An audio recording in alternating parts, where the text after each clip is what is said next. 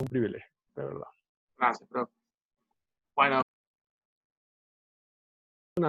Y empezaron más bien las teorías de la democracia a ser prácticamente teorías de tecnología democrática, de tal modo que la democracia se evaluaba por su capacidad de ser eficiente para resolver, perdón, para tomar decisiones, o se medía la democracia y se evaluaba por su capacidad para poder establecer marcos propicios que permitiesen de la mejor manera posible procesos mediante los cuales los ciudadanos elegían a sus representantes y esos escrutinios obtenidos de esas votaciones tuviesen un margen de credibilidad, de transparencia y por supuesto de justicia, para decirlo de una forma, ¿no? De la manera que la reflexión democrática se convirtió en una reflexión instrumental, en una reflexión, digamos, funcional, y no hay que extrañarse cómo a partir de 1960 al menos, mediados del siglo pasado, hasta muy prácticamente todavía en muchas escuelas universitarias de ciencia política, de sociología, de historia incluso, de economía, se concibe el tema de la democracia como un tema fundamentalmente instrumental, como un tema fundamentalmente dirigido a cuestiones de carácter técnico, ¿no? De tal manera que se piensa que la democracia con tener un sistema electoral medianamente bien estructurado, la democracia con tener algunos mecanismos de participación como son sus partidos, organizados y conformados de una forma en la cual sean realmente vehículos, así le llaman, o canales de mediación de demandas, de canalización de intereses, en todo caso de expresión de las preocupaciones populares, podríamos considerar entonces que tenemos partidos políticos fuertes, ¿no? Y de tal manera que todo se reduce a un tema de tecnología, a un tema de investigación, digamos, empírica, de buscar datos, de tratar de reestructurar los asuntos en términos de funcionalidad, en términos de estructuras funcionales, pero la discusión sobre la sociedad justa, la discusión sobre cuál es la mejor forma de vivir, las consideraciones acerca si efectivamente el orden de instituciones que tenemos es un orden de instituciones que nos hace mejores seres humanos mucho más completos, o en todo caso nos permite florecer en todos los campos donde sea posible el florecimiento humano, esa discusión que siempre acompañó la reflexión política, al menos desde Platón hasta Hegel, prácticamente estaba ausente de las consideraciones, las discusiones, por lo menos a partir de este ascenso instrumental y cientificista de entender los asuntos políticos y públicos. Luego, examinar los fundamentos éticos de la democracia es sencillamente es un retornar, es un volver a considerar los temas políticos con la tradición que Occidente siempre tuvo y mantuvo de considerarlos desde el punto de vista ya no de la instrumentalidad de la política, ya no de la funcionalidad de las instituciones, sino tratar de evaluar si efectivamente la sociedad podría también aspirar a tener un orden de instituciones que fuese fundamentalmente justo. Y el tema de la justicia es clave porque frente al ascenso que tuvo por un lado esta instrumentalización de la política, esta manera, digamos, estructural funcionalista de concebir y percibir los procesos e instituciones como mecanismos que puedo organizar, vamos a decirlo así, a voluntad, y lo que requiero es tecnología para poder sencillamente reordenar algunos procesos, reformatear algunos partidos y cuestiones de esa índole. Frente a este cientificismo de nuevo cuño, la respuesta que también generó ese tipo de perspectiva fue la respuesta entonces de rechazar la política, de ver la política como un mero artificio, como sencillamente una técnica que puede estar al servicio de una mente perversa. La tesis que sostiene que Maquiavelo es el padre de la ciencia política es una expresión, pero no Maquiavelo el del discurso de Tito Livio, ¿no? El Maquiavelo del príncipe, como se destaca especialmente en las escuelas de ciencia política, que se sostiene que Nicolás Maquiavelo es el padre fundador de la política porque quita a la política de toda consideración moral y hace de la política una técnica, bueno, una técnica de dominación, una técnica para dominar a los demás, para conquistar y preservar el poder. Entonces también, por supuesto, esta visión tecnocrática de la política, instrumental, estructural, funcionalista, me perdonan tantas etiquetas, produjo por el otro lado entonces la reacción natural, una reacción de satanizar lo político, una reacción de tratar de ver que mientras menos política, mucho mejor era posible la vida para el ciudadano común, que mientras menos Estado y menos intervención del Estado, mucho más felices vamos a ser, indistintamente de cuál es la calidad de esa intervención, indistintamente de cuáles son los mínimos que se le exige al Estado para que podamos ser felices finalmente. De tal manera que se genera como una especie de antípoda, donde frente a esta concepción política de bata blanca, como prefiero llamarla, que no tiene consideraciones morales ni consideraciones éticas sobre los asuntos públicos, porque eso intoxica de juicios de valores los asuntos que tiene que considerar y trata de ser técnico y trata de ser investigador científico en estos campos. Bueno, quien ve la política como técnica tiene corolario frente así a quienes niegan entonces la política y que la reducen a mera técnica de dominación, a mera técnica que puede estar en manos de unas personas que, si no tienen escrúpulos, pueden convertirse entonces en unos déspotas, ¿no? Entonces surge, digamos, las tendencias anarquistas, estas tendencias que están contra el Estado y contra la política, y esta visión de considerar más bien la política como un asunto que debe privar moralmente los asuntos humanos, trata efectivamente de responder a estas dos grandes tendencias, ¿no? A la tendencia cientificista de la política, que la reduce a mera técnica, versus la tendencia que niega la política porque esencialmente la reduce como técnica que hace alarde de los científicos de la política, la reduce entonces como un artificio malévolo y que mientras menos política, digámoslo así, mucha mayor calidad de vida pueden tener los ciudadanos y mucha mayor prosperidad y libertad en definitiva podemos tener los seres humanos. Efectivamente hay una gran confusión aquí. La gran confusión es precisamente que la tesis central que se juega es que lo único que es cierto y que sabemos es que una sociedad sin ningún tipo de orden mediante el cual los seres humanos que la integran puedan tomar decisiones que comprometan a los miembros de esa sociedad en pos de preservar algunos rangos de convivencia y de existencia mutua. Hace imposible la estabilidad política, la estabilidad social y hace imposible la vida humana. Es decir, si algo tiene el Leviatán de Hobbes es mostrar las tendencias que pueden desatarse en un estado anarquista. Cuando digo estado, estoy haciendo una contradicción en términos, en una sociedad, digamos, que tenga ese sentido de ausencia del Estado, pero por otro lado también sabemos, desde el punto de vista ya desde la democracia, que una democracia meramente instrumental, que una democracia que se reduce sencillamente a mecanismos para que la gente deposite en urnas una preferencia y que esa preferencia se traduzca ya sea en adjudicación de cargos o ya sea plebiscitariamente en determinado programa político, sabemos que eso no solamente basta para una sociedad democrática tiene también otras exigencias, al menos que recibe como demanda, y la democracia, algunos que sostienen que la democracia también decía es una forma incluso a toda una filosofía de vida, también que la democracia no se puede reducir sencillamente a 4 o 5 procedimientos que convoca a los ciudadanos una vez cada 5 o 6 años para expresar preferencias, ¿no? La democracia parece un sistema mucho más complejo y requiere de mucha mejor comprensión porque la democracia incluso se habla de que la democracia puede ser un marco de relaciones que puede afectar incluso la vida humana en el trabajo, en la empresa, en el municipio, en la organización, en los vecinos, en la universidad, en el trabajo, en el campo de SIDA, etc. Así parece que la visión de la democracia es mucho más compleja y más integral. Luego, en este marco de circunstancias es donde precisamente surge la idea de concebir el problema de la democracia como un problema mucho más complejo. Y desde este punto de vista han habido diversas concepciones que tratan de formular una idea de la democracia que pueda precisamente mediar entre estos dos extremos. ¿Okay?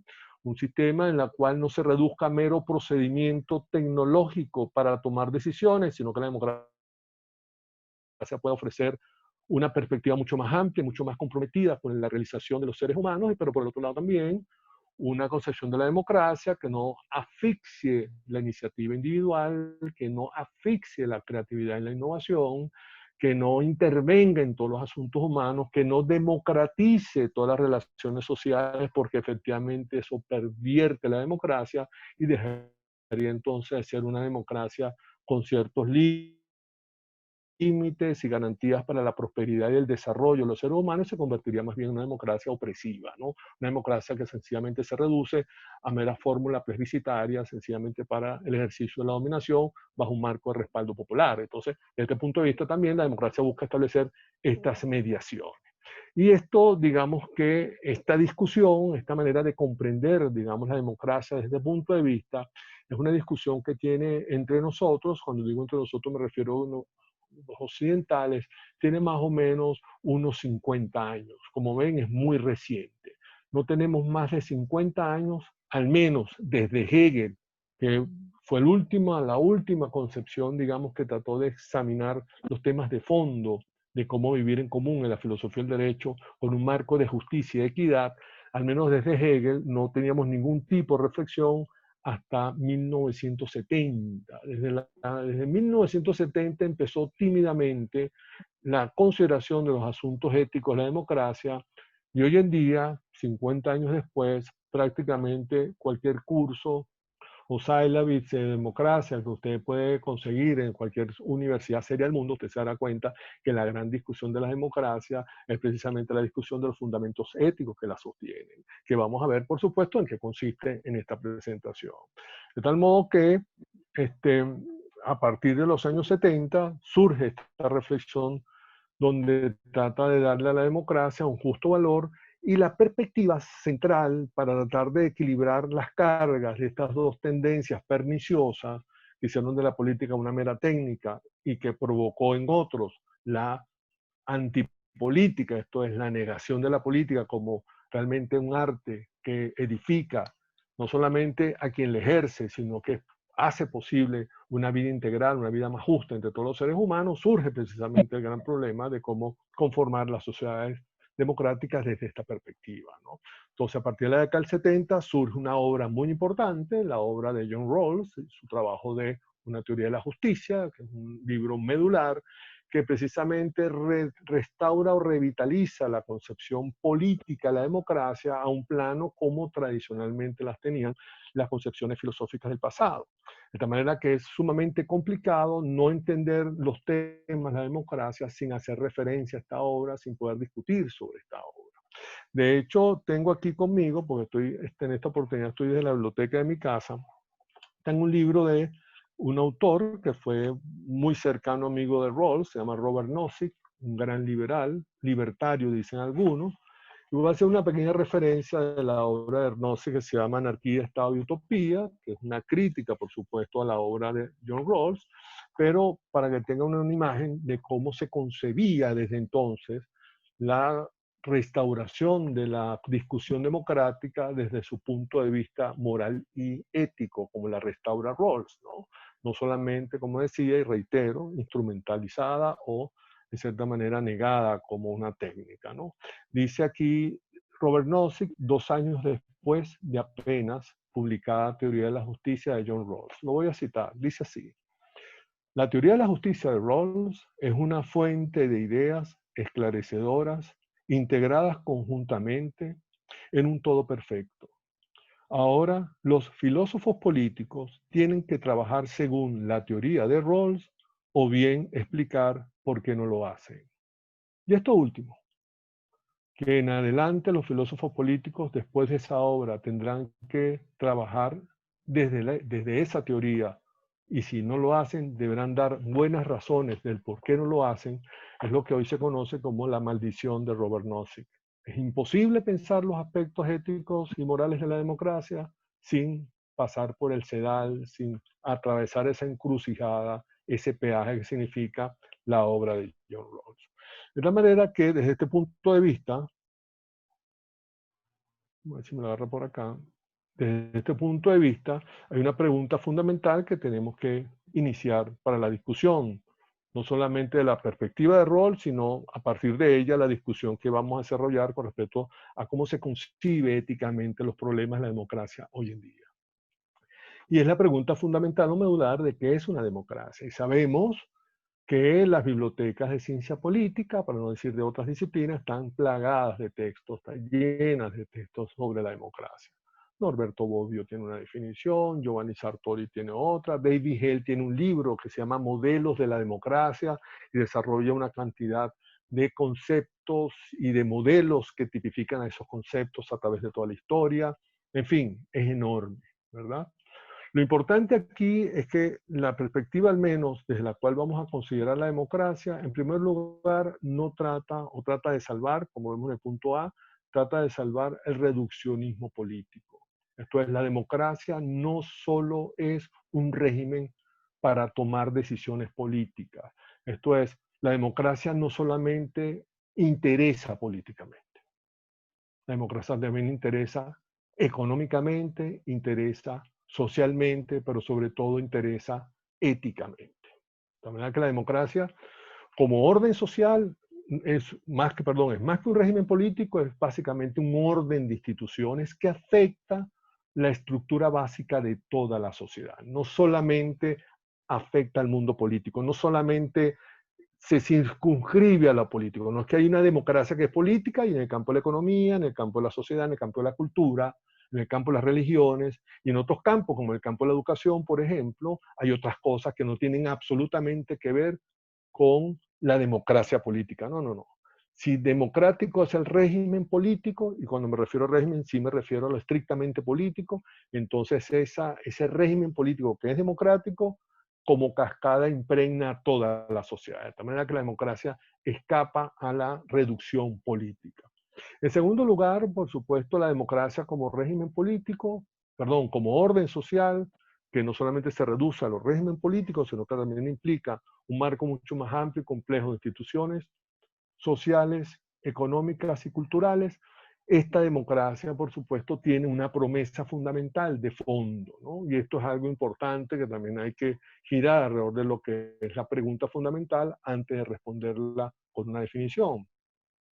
Y es que efectivamente, aunque la democracia impregna todos los aspectos de la vida humana y es, insisto, un orden de instituciones que tipifica una estructura básica de una sociedad, no solamente la instancia política de ella, sin embargo, la democracia como orden de instituciones no cumple cualquier tipo de promesa. Es decir, si usted realmente le dice a la democracia, mira, yo quiero tener un matrimonio feliz, bueno, sencillamente la democracia no puede prometerle un matrimonio feliz. Si usted quiere ser un empresario próspero y un emprendedor, digamos, talentoso y con éxito, bueno, la democracia posiblemente le permita un orden de instituciones donde el emprendimiento pueda tener mejores condiciones de desarrollarse, pero si usted es exitoso o no, no será por culpa de la democracia, ¿no? La democracia efectivamente no es la responsable de que usted sea un hombre o una mujer exitosamente emprendedor o emprendedora. Por el otro lado también, la democracia, si usted quiere ser un gran atleta, la democracia no le puede prometer que puede ser un gran atleta. De hecho, hay regímenes políticos y órdenes, digámoslo así, órdenes institucionales que son mucho más propicios para el desarrollo del deporte, para el desarrollo, digamos, de la condición atlética, para ganar medallas olímpicas, de tal manera que también uno podría considerar que la democracia no tiene ese propósito. De tal modo que quitando estas preguntas o estas promesas, hay una promesa sobre la cual yo creo que es la promesa clave, la he pensado muchísimo, siempre aprovecho estas oportunidades para ponerla en la palestra, a ver si la discutimos en el lapso de preguntas, y es que la democracia tiene como propósito fundamental uno solo, y es que sea cual sea la condición económica, social, cultural, educativa, étnica, religiosa, de género, digamos, sea cual sea la condición que tipifica a un ser humano especial, lo que sí no puede darse el lujo de la democracia es que todo ciudadano en su sociedad, en una sociedad democrática, pueda tener la plenitud de ejercer sus derechos fundamentales. Eso, por supuesto, está, digamos, descartado en una sociedad democrática. En una sociedad democrática no podríamos de ninguna manera, digámoslo de esta manera, no podría negarse a que cualquier ciudadano, por más humilde que sea, en la condición de la humildad que posea, no tenga posibilidades de ejercer plenamente los marcos institucionales, entendiendo por ello marcos que están preservados por el derecho, que es una discusión que vamos a tener después, que están preservados por el derecho, y desde ese punto de vista, por supuesto, eso sí, es una promesa fundamental de la democracia. Y ustedes me dirán, bueno, ya la democracia aquí tiene como una asociación con el Estado de Derecho. Bueno, ya veremos en qué consisten estas asociaciones. Lo importante es que esa promesa sí no puede dejar de cumplir la democracia. La democracia tiene que preservar la posibilidad que todo ciudadano, los más humildes, por más humilde que sea un ciudadano, en cualquier campo de la vida humana, humildad intelectual, humildad educacional, humildad, inclusive desventajas económicas y sociales importantes, sea cual sea su ventaja, puede efectivamente tener pleno acceso al marco de garantías y derechos que ofrece una sociedad democrática. Y finalmente, por supuesto, la democracia es un complejo de instituciones, es una familia de instituciones, no es una institución, ¿no? Y esto hay que hacer una distinción interesante acá, que siempre la hago para no perdernos de vista, ¿no? Digamos, en la teoría política contemporánea se distingue mucho del periodismo y la comunicación social. Me imagino que a lo mejor alguno de ustedes estudia periodismo y lo podrá entender rápidamente cuando les voy a decir lo siguiente. Una cosa es, digamos, la institución y otra cosa es el organismo que administra la institución. En Venezuela, por lo general, se confunde la institución con el organismo. Entonces uno dice que el Consejo Nacional Electoral o el CNE es una institución, o dice que la Universidad Central de Venezuela es una institución. Y ahí hay un gravísimo error. Institución es el sufragio, Consejo Nacional Electoral es el organismo que administra la institución. Pero la institución es el sufragio. Institución es la educación superior o la educación es la institución. Las universidades, los colegios, las escuelas, liceos son los organismos que administran la institución. Los organismos a través de los cuales las personas practican la institución. De tal manera que las instituciones son prácticas y prácticas que pueden tener factibilidad, cristalización, en diversas maneras organizativas. Entonces uno observa cómo el sufragio, que sigue siendo la institución, por ejemplo en Alemania, se articula y se organiza a través de un organismo mediante un conjunto de prácticas muy distintas a las que se realizan, por ejemplo, en el sistema electoral o en el sufragio que se realiza en México, por ejemplo. De tal manera que la democracia es una familia de instituciones y los organismos es secundario en esta perspectiva. Me explico. La legislación es la institución. Si esa legislación la realiza una cosa llamada Asamblea Nacional o la realiza una cámara, un congreso bicameral, son dos cosas muy distintas. Son las formas como se organiza la legislación. Pero a la democracia lo que le interesa es la calidad de la organización y por supuesto después, no lo pongo en duda, vamos a decirlo de esta manera, la calidad de la organización, de cómo se organiza la práctica institucional y cómo se administra por vía de un organismo la práctica institucional, ya es un tema de ingeniería institucional, ya es un tema de desarrollo de organización, que es otro tema que no es el que nos compete en este momento, pero por supuesto es importante establecer estas distinciones. Porque desde este punto de vista, y esto es lo curioso y lo interesante, desde este punto de vista, la concepción de la democracia como la concibe Rawls de una manera, digamos, específica, es la siguiente. Dice, la democracia se concibe como un sistema justo de cooperación social entre ciudadanos libres e iguales que profesan doctrinas comprensivas, distintas e incompatibles entre sí. Y esta concepción de democracia que presenta básicamente en 1971 es una concepción de la democracia que ha servido, ya sea por quienes la sostienen o quienes la atacan, ha servido, decía, para fijar la agenda de la discusión democrática de estos últimos 50 años, al menos desde la perspectiva de la filosofía, desde la perspectiva de los problemas éticos que conforman, vamos a decirlo así, la comprensión y el debate sobre este tipo de sociedad que, como pueden darse cuenta, la democracia no la concibe como un régimen político, no la concibe como un sistema político que forma parte de, como subsistema del sistema social, sino que la democracia en primer lugar es una sociedad, ¿no? Pero además una sociedad que tiene tres rangos importantes, y de que se trata en esta conferencia es que podamos examinar, en esta charla, examinar cada una de ellas, ¿no? En primer lugar, se entiende como un sistema justo de cooperación social. En segundo lugar, entre ciudadanos libres e iguales. Y en tercer lugar, ciudadanos que profesan doctrinas comprensivas distintas, incompatibles entre sí. Esto es, ciudadanos plurales, que no tienen una misma profesión Cuando digo profesión me refiero no de profesión profesional, sino que no tienen la misma, no profesan la misma concepción, la misma doctrina, la misma ideología. Tienen diversas concepciones del mundo y de la vida, y de lo que se trata a continuación entonces es que examinemos cada una de ellas lo más detenidamente posible en aras del tiempo, ¿no? Yo no sé si ustedes han considerado, Cariorli, no sé si han considerado que yo haga toda la exposición central o pueden admitir alguna pregunta o duda para ir trabajando, digamos, con el número de participantes. Podríamos a lo mejor hacer algunas preguntas y vamos a ir trabajando y vamos disipando dudas en la medida que vamos desarrollando, como ustedes lo prefieran, yo a la orden, ¿sí? Bueno, muy bien. Prosigo entonces con esta concepción Sí, de la profe. democracia. Perfecto. De tal manera que bienvenidos. Los que quieran intervenir, hagan uso del micrófono y no me interrumpen.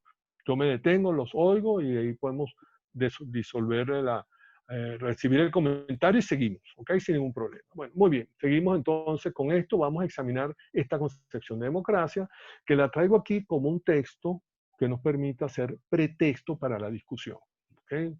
Yo tengo mis diferencias con respecto a esto, tengo mis pruritos, pero tengo que ser muy responsable con ustedes en mostrarles esta concepción de democracia que es, insisto, la concepción que ha fijado la agenda del debate democrático de estos últimos 50 años, ¿no? Y hoy en día sigue vigente esta discusión. Vamos entonces con la con la primera familia de instituciones.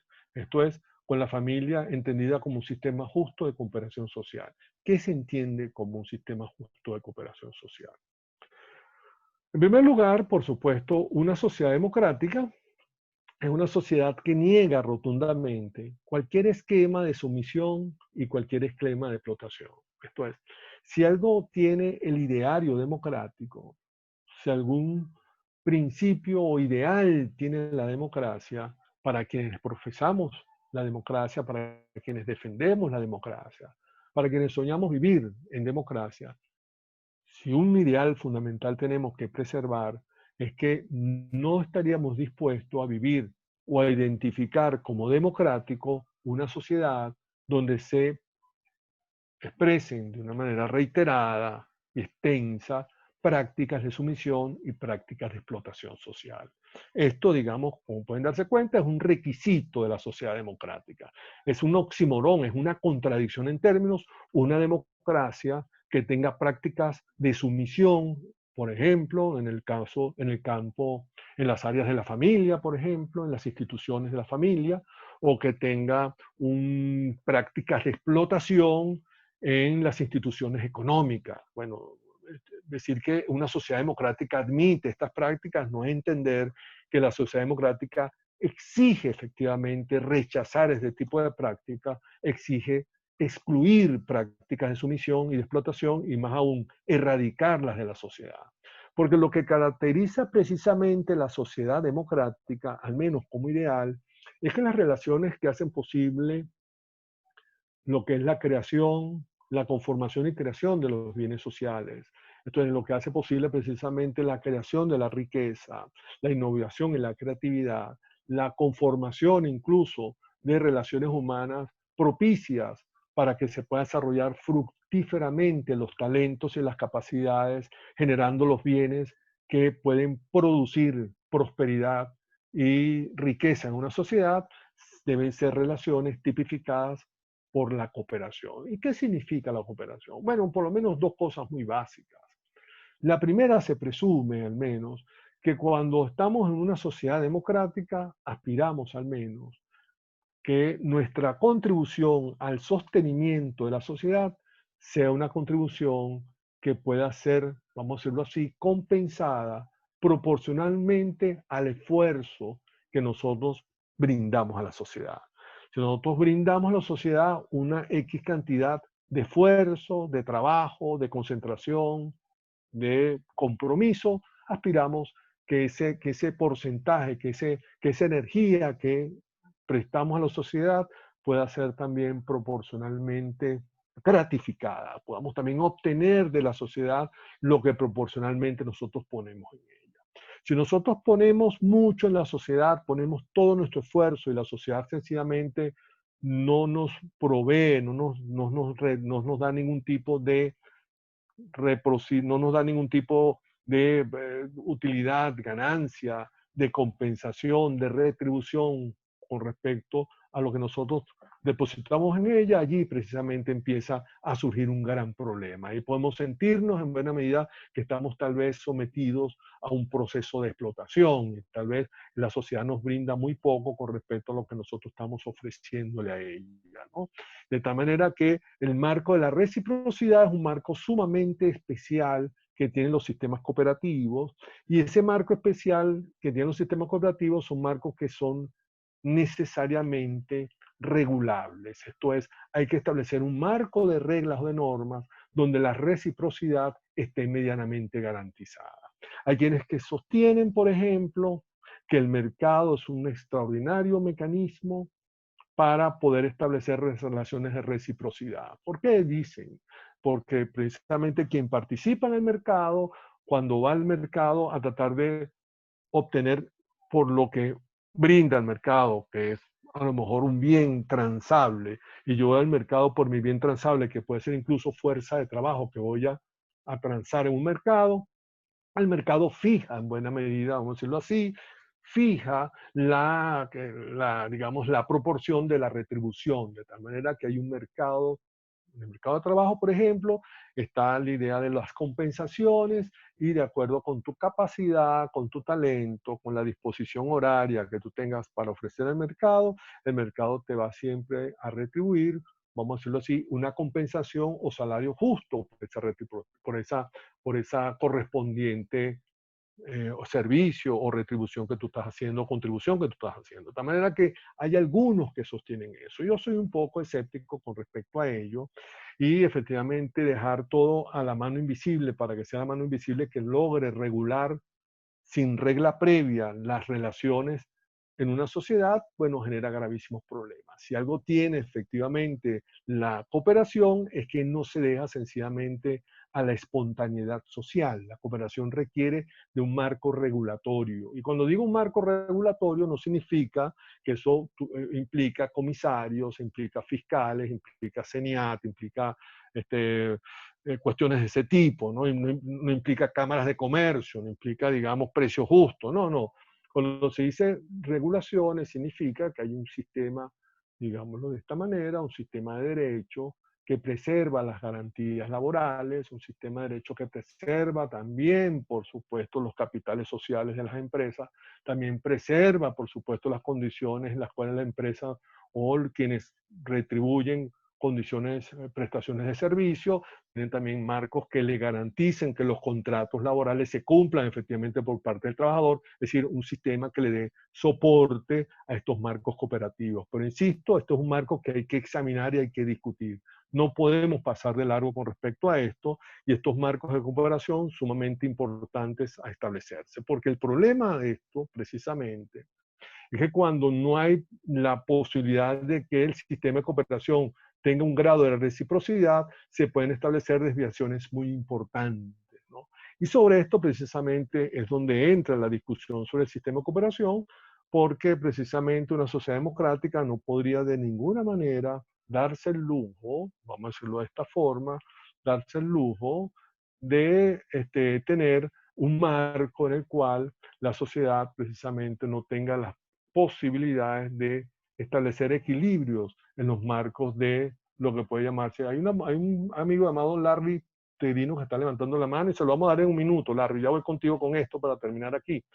Y efectivamente el tema de la cooperación requiere el marco en el cual cada quien puede efectivamente tener digamos, un marco de relaciones sociales donde no se sienta explotado ni tampoco sometido a prácticas de sumisión, porque el problema fundamental del sistema justo de cooperación en una sociedad democrática es precisamente manejar las asimetrías. Lo que se ve en el punto 3, manejar la cuestión de la desigualdad. Una vez una sociedad democrática donde no tenga un sistema justo de cooperación, es posiblemente una sociedad donde se expanda enormemente, donde se agudice de una manera sensible y casi socialmente intolerable los niveles de desigualdad, los niveles de asimetría. Entonces, el tema democrático aquí no es tanto es la justicia por sí misma, no es tanto que se rechaza la explotación y la insumisión, porque son efectivamente prácticas que tenemos que rechazar por oprobiosas, ¿no? Por opresivas y oprobiosas, sino que además un sistema justo de cooperación social sabemos que es fundamental en una sociedad democrática porque no todos podemos efectivamente ganar lo mismo, no todos podemos obtener exactamente lo mismo de la sociedad en relación con nuestras contribuciones porque somos diversos en talentos y en competencias, unos somos mucho más fuertes, otros más débiles, unos más inteligentes, otros no tanto. Tenemos una diversidad humana que es riquísima, esa diversidad, y que lo mejor que podemos hacer es precisamente ordenar la vida humana para que cada quien pueda desarrollar sus talentos, sean muchos o pocos en los campos que les corresponda, pero en definitiva tener la posibilidad de desarrollarlos y obtener una vida satisfactoria por esos talentos y esas competencias y capacidades que posee. Y esa satisfacción es la que permite efectivamente mediar las posibilidades de equilibrar las cargas en un marco cooperativo, porque en un marco cooperativo los problemas de la desigualdad no generan resentimiento social en unos, en los más débiles, ni tampoco generan dominación ni tiranía en aquellas que son los más fuertes y los más hábiles. De tal manera que ese equilibrio habría que mantenerlo, y me callo inmediatamente ya para darle la palabra a alguien que está tratando de intervenir. Sí, profesor Valle, buenas tardes, un gusto. Buenas, Larry. Mi nombre es Larry Cadino, sí. Quería hacerle unas preguntas, dos preguntas fundamentalmente, que tienen que ver precisamente con ese sistema justo de cooperación social. Correcto. Una duda que tengo con respecto al interés común. ¿El interés común debería entonces ser el objetivo moral de la democracia? Es decir, ¿sería este interés común una especie de fin teórico y si tendría una viabilidad práctica, ¿no? Es decir, porque ciertamente es posible hallar intereses comunes en una sociedad plural, mucho más con economías de mercado y donde el consumo es el único deseo, si se quiere, ¿no? O la única aspiración. Y me interesa mucho por lo que usted está planteando de Rawls, fundamentalmente con la idea del principio de la diferencia, ¿no? Según Rawls, en el que una justa distribución desigual de los bienes y que esto favorezca a los sectores de la sociedad menos desfavorecidos. Pero pareciera ser que Rawls de alguna manera no determina quiénes constituyen esos sectores. Por eso pregunto entonces la idea del interés común, ¿no? ¿Cómo lo observa usted? Muy bien. Rapidito para darle paso a otra que está por allí. Fíjate bien, Larry. Uno, efectivamente, si algo tiene, si una de las cosas que uno debe cuidarse es precisamente tratar de adjudicarle a la sociedad algún tipo de finalidad, ¿no? Esto es muy delicado, porque al final, vamos a decirlo así, uno podría identificar que en la sociedad la diversidad y digamos, la diversidad social tiene efectivamente formas de articular intereses individuales, intereses de particulares, pero también intereses de asociaciones de particulares que pueden tal vez conjugar por diversos mecanismos y procesos, pueden identificar, digamos, áreas de interés que comparten, ¿verdad? Digámoslo así. Entonces uno puede decir, bueno, que hay cámaras empresariales, cámaras, grupos sindicales, asociaciones de partidos, y la sociedad tiene en buena medida formas diversas de cómo afiliarse de acuerdo con la identidad de algunos intereses, pero darle a toda la sociedad un interés final, un contenido final, un fin final es más problemático, ¿no? De tal manera que, por lo general, por supuesto, esto es un tema, digamos, que a veces afecta a las generaciones, ¿no? Las generaciones tienen la posibilidad yo no puedo, por ejemplo, nosotros estaríamos muy mal en establecer hoy cuáles deben ser los propósitos que deben comprometerse a realizar, no solamente nosotros, sino también las futuras generaciones. Entonces, imagínate tú el problema en que meteríamos a las futuras generaciones. Ya le estaríamos diciendo a las futuras generaciones, ustedes no tienen más propósito o finalidad que debatir, porque ya nosotros decidimos por ustedes, y usted lo que tiene que hacer es sencillamente respetar a los padres que somos nosotros acerca de tales fines. De manera que hay una discusión allí que, como tú ves, es como complicada, ¿no? No es sencillo de abordar. Pero lo que sí es cierto es que cuando hablamos de un sistema de cooperación, se supone en buena medida que lo que priva aquí es el procedimiento cooperativo. Digamos así, nosotros podemos cooperar para delinquir. Y la cooperación para delinquir, por supuesto, tiene también marcos de reciprocidad, ¿sabes? Marcos de previsión. Podemos establecer rangos de equidad en una banda que se ha organizado cooperativamente para delinquir, ¿no? Pero claro, ahora, por supuesto, delinquir es una práctica social que seguramente no va a ser bien vista y por lo general será rechazada y perseguida en una sociedad democrática, ¿no? Que tenga, digamos, el buen sentido de la propiedad y de lo que es sobre todo la integridad y el respeto por la vida humana. De tal manera que cuando hablamos de un sistema justo de cooperación social, Rawls está sencillamente vaciando de contenido el problema de la justicia cooperativa y por lo general hoy en día gente como Robert Axelrod y otros que trabajan los temas cooperativos también están, vamos a decirlo así, no entran en la discusión sobre los contenidos de la cooperación. Nosotros podemos tener un sistema educativo muy cooperativo y la educación puede estar organizada bajo un conjunto de principios y valores que a lo mejor tú y yo, Larry, podríamos a lo mejor inclusive hasta rechazarlo, ¿no? Podemos decir, caramba, esto está más bien promoviendo los valores de un patriarcado, ¿no? Y están educando a los niños patriarcalmente. Y puede ser un sistema armado bellísimo, cooperativamente en todos los aspectos, maestros, padres y representantes, hasta los alumnos participan cooperativamente del proceso para educarse como una sociedad patriarcal. Entonces, bueno, eso hay que tener cuidado con eso, ¿no? De esta manera que desde este punto de vista solamente hablamos de la cooperación, igualmente como sistema. Y con respecto al mercado también, pues igualmente, en el mercado hay productos, hay un gran mercado de armas que puede funcionar incluso hasta con leyes del mercado mucho más transparentes, no transparentes, pero mucho a lo mejor, mucho más justas en términos de oferta y demanda que lo que puede ser el mercado de lácteos, ¿no? Pero caramba, estás mercadeando armas, ¿no? Entonces, y las armas tienen un propósito y además posiblemente que ese mercado sea negro, es decir, un mercado que a lo mejor para quienes participen puede estar muy bien organizado, puede ser muy satisfactorio, no organizado, muy satisfactorio, pero evidentemente es un mercado cuyos valores o bienes que se intercambian son valores o bienes que una sociedad democrática que se respete a sí misma en los términos como habíamos dicho previamente, por supuesto, seguramente perseguirá y condenará.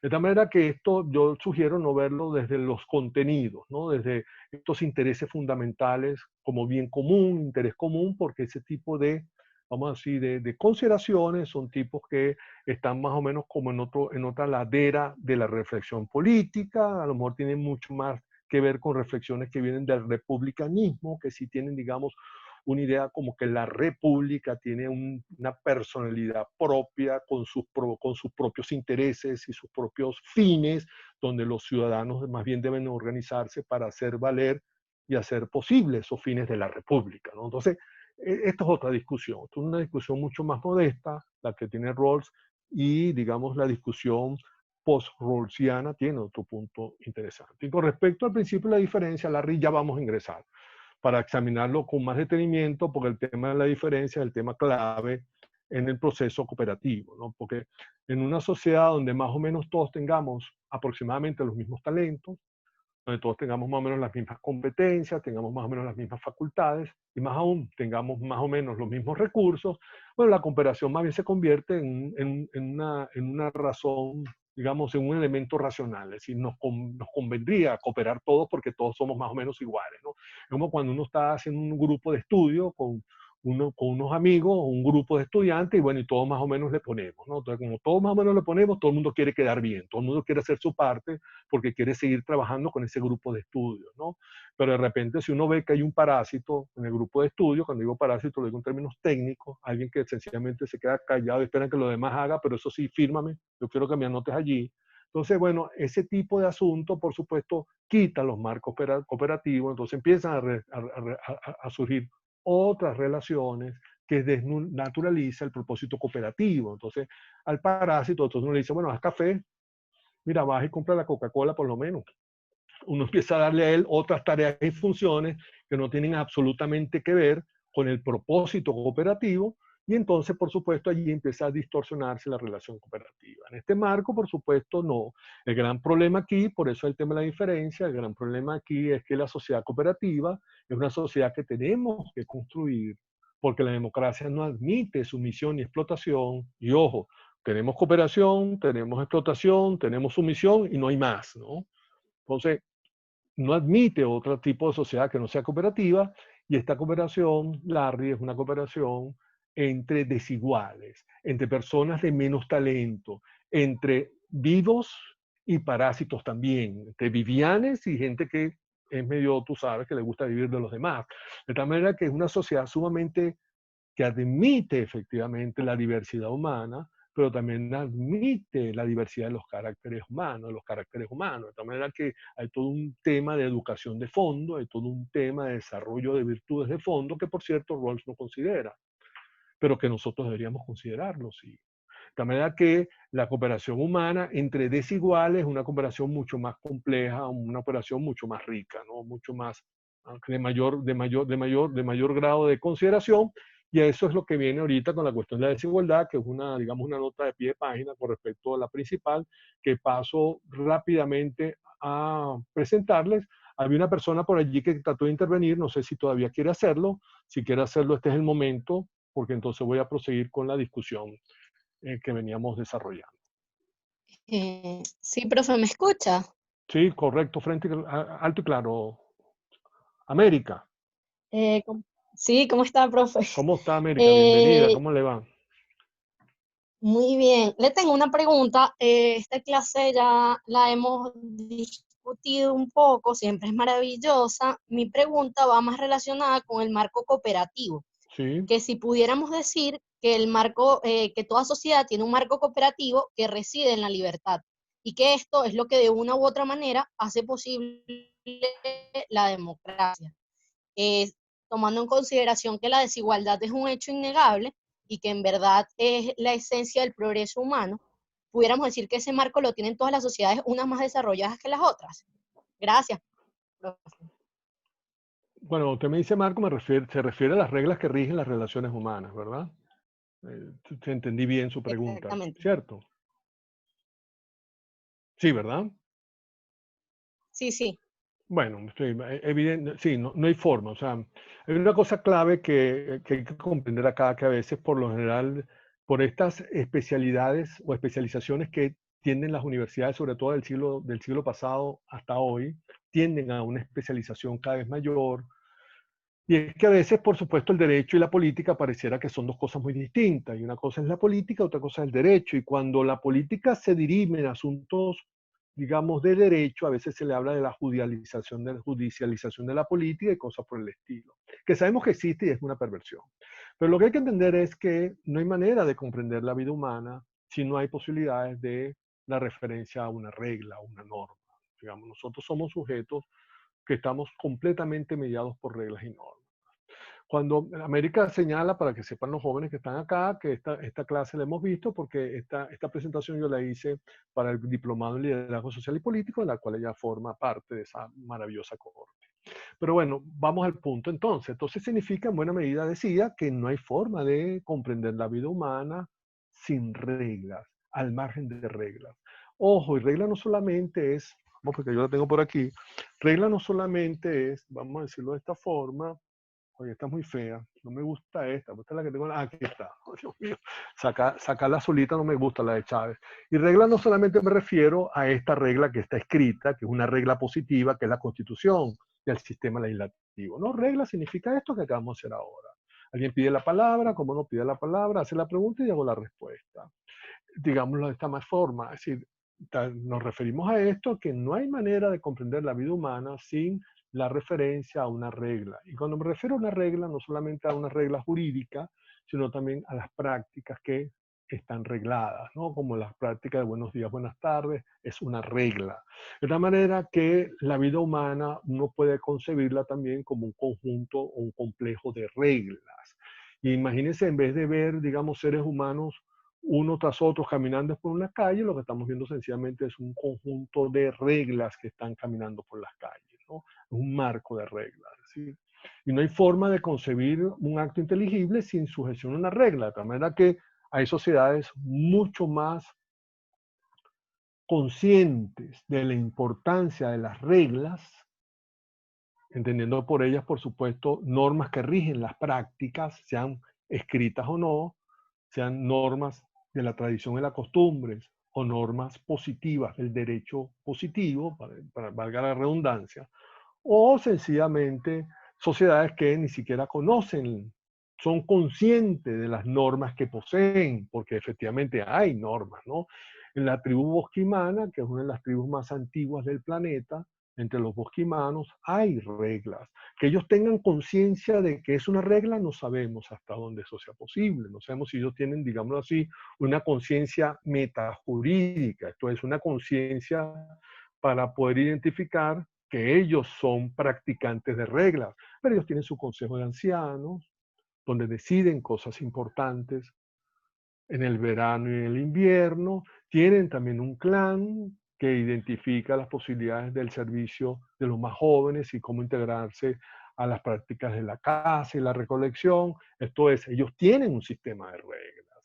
Y la vida humana se desarrolla a través de ese sistema de reglas y no hay forma alguna de concebir, digamos de esta manera, la prosperidad, por ejemplo, sin hacer referencia a las reglas que rigen la prosperidad, esto es, a las mejores prácticas que rigen la prosperidad. De tal manera que este punto de vista, y yo creo que por aquí voy a pasar un poquito rápido para no diluir tanto el tiempo, pero desde ese punto de vista, lo importante acá es, de acuerdo con la pregunta que nos hace América y el comentario más que pregunta de América, es precisamente que los sistemas cooperativos requieren de reglas, requieren de prácticas, prácticas que nos permitan prever futuros, de saber efectivamente que yo lo que estoy haciendo hoy, estoy dando este granito de arena hoy, sé que, no sé si ahorita, no sé si mañana, pero a futuro seguramente va a traerme alguna retribución, ¿no? Y la única forma de saber que lo que estoy haciendo hoy me va a traer retribución a futuro es porque hay una práctica reiterada que cada vez que hago esto a futuro me viene una retribución, una práctica reiterada que me dice a mí que otros que han hecho lo propio también han recibido su retribución a futuro, y esto lo que hace precisamente es que el sistema de reglas hace previsible la vida humana. Yo creo que solamente en Venezuela es el único mundo, entre pocos mundos posibles en este planeta, donde la gente vive todo el tiempo sin ningún tipo de previsiones, ¿no? Hoy no sabemos cuánto va a estar el dólar mañana, no sabemos si vamos a la presencialidad, después nos dicen que no es presencial, sino que es virtual, después dicen Aristóbulo, organízate para las clases que vienen de una forma y después dicen que no vienen de otra forma. Es decir, esto es un mundo totalmente incierto. ¿Y por qué es un mundo totalmente incierto? Porque sencillamente no hay prácticas regulares, ¿no? No hay un sistema de reglas sobre las cuales uno más o menos pueda prever futuro, ¿no? Cuando el mundo empresarial desde hace décadas, no de ahorita, desde hace décadas, por lo menos de la década del 80, viene reclamándole al mundo político reglas claras de la economía, lo que está buscando se llama esto: dame prácticas, dame reglas, dame marcos sobre los cuales yo pueda prever futuro, ¿no? De manera que sí, América, no hay sociedad humana que pueda sostenerse, que pueda, digamos, proveer de facilidades y posibilidades a los seres humanos para poder florecer y desarrollar sus vidas, las vidas que ellos valoran como importantes, si no hay un marco de reglas, si no hay un sistema de reglas y normas que le permitan a ellos prever futuro. Por lo tanto, la previsión, gracias al sistema de reglas, es clave en los sistemas cooperativos, ¿no? El tema de la cooperación, decíamos, ahorita voy con el tema de fondo, el tema de cooperación decíamos que es clave para comprender los rangos de la desigualdad. Y yo tengo una presentación muy sencilla que voy a pasar rápidamente para quedarme en la tercera lámina, que es la que más me interesa en este momento, ¿no? Este tipo de presentación se basaba en algún tipo de ejemplo gráfico solamente, no crean, esto es una caricatura, pero permite más o menos comprender de qué se tratan los sistemas cooperativos y el papel que juegan en una sociedad democrática estos sistemas cooperativos, que como ven hago mucho énfasis en esto, porque por lo general estas discusiones se consideran discusiones económicas y, estimados y queridos estudiantes, esto hay que verlo como una discusión política y no solamente económica, ¿no? Desde este punto de vista, claro está, tengo aquí un gráfico que yo le he llamado a esto socialismo extremo. Es una especie como de caricatura, sí, claro está, es como una especie de caricatura que tengo yo acá, que le llamo socialismo extremo, donde a este lado está simbolizado, este eje simboliza a los socialmente menos aventajados, de ahí la M minúscula, Y de este lado, este eje simboliza a los socialmente más aventajados en una sociedad. Imaginemos que en una sociedad hay un orden de instituciones donde se establece una relación, digamos, en el marco de la estructura económica y de la creación, producción y distribución de bienes, donde la relación que hay entre los socialmente menos aventajados y más aventajados se da en estos términos. Esto es, que sea cual sea, vamos a decirlo así, los grados de esfuerzo, los grados de participación, sea cual sea la inversión que los socialmente más aventajados y los socialmente menos aventajados realicen en una sociedad, todos van a obtener precisamente el mismo grado de retribución por el esfuerzo que realizan. De tal manera, por ejemplo, que sea cual sea la participación y sea cual sea el resultado, digamos que produzca los socialmente menos aventajados con respecto a los socialmente más aventajados. Si los más aventajados producen mucho más, es decir, tienen mayor talento y por lo tanto generan mayores formas de invención y de innovación para crear bienes de una manera muy superior y en gran escala. Los socialmente menos aventajados más bien participan modestamente, cooperando en lo que pueden, ayudando en lo que pueden, indistintamente, decía, de la contribución que cada uno de estos sectores participe en el proceso. Efectivamente uno puede decir que igualmente son personas que obtienen la misma retribución. Esto es un punto clave con respecto a la pregunta que anteriormente nos había dicho, nos había puesto Larry. Cuando se habla de socialmente menos aventajados, Larry, se habla de la escala social más baja desde el punto de vista de los talentos y las capacidades, ¿no? Es decir, estamos hablando básicamente del sector social que se caracteriza por el analfabetismo o solamente por ser alfabetas funcionales, que prácticamente no tienen estudios primarios ni ninguna titulación secundaria, las personas que ocupan la más baja escala en los rangos de salario y de compensación salarial, ¿no? Las personas que ocupan, digamos, los niveles o los tipos de vivienda mucho más vulnerables de la población, los que tienen prácticamente ningún acceso a los servicios, es decir, con socialmente menos aventajados estamos identificando en ese grupo a los que están, digamos, prácticamente en el cordón marginal de toda sociedad, ¿no? Eso es lo que se entiende como los socialmente menos aventajados. Los socialmente más aventajados, por supuesto, son los más talentosos y capaces, los que viven en estructuras familiares muy estables, signadas por relaciones amorosas profundas entre sus padres y hermanos y familiares cercanos, que tienen un nivel, digamos, de prosperidad que les permite mantener un gran acceso a bienes de confort y a bienes de alimentos y de necesidades básicas, totalmente cubierta, inclusive acceso a la recreación, es decir, son los que ocupan las más altas escalas en todos los estadios en todos los indicadores sociales que puede tener una sociedad, como es educación, prosperidad, etcétera, ¿no? Que entre los socialmente más y menos aventajados hay un abanico, por supuesto, de gradaciones, sí las hay. Efectivamente, las hay y existen. Lo que pasa es que esta preocupación, Larry, entre los socialmente menos aventajados, los socialmente más aventajados, es la gran preocupación democrática, digamos, en primera instancia, ¿no?